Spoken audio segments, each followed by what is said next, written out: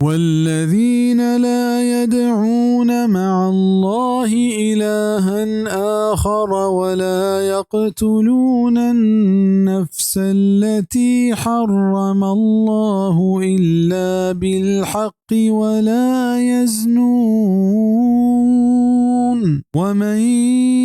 يفعل ذلك يلقى أثاما. وآهمایت کے توار پر ندیت اللہ ہمراہیہ دگے معبودیا اونا کشانت ہم جانا کہ اللہ حرام کو تگ ای کشک بے دے پا انصافا و بدکاری نکنند و ہر کس کے بکنت ایکارا اگندیت اشانی سزایا و حقا کشگے سید روشمت سے رنگند یکی ہما کہ مسلمان بھی اگر رند مرتد بھی و کافر بھی و ہما سرکتگی جنین و مردین کیا زنہ بکنند و ہمیں پیما ہما مردم کیا ناحقا مسلمانی کشید اشی کشک ہم جائزیں. صحیح البخاری کتاب الدیات باب قول اللہ تعالی ان النفس بالنفس عن عبداللہ بن مسعود. بلیشانی سرا ہر کس حد قائم کتنا کنت اے مسلمانانی حاکم کارا و اگر ہر کس وتی وڑا حد قائم بکا وڑا فتنہ و فساد جوڑ بھی. چا عبداللہ بن مسعود روایت ہیں کہ ایک مردمی اگوشت کے اے اللہ رسول صلی اللہ علیہ وسلم اللہ پاک کے نزدیک مستر گناہ کجا میں واجہ صلی اللہ علیہ وسلم در رائیں اے کہ تو اللہ پاک کے گوما دگریا یہ بندگی تہا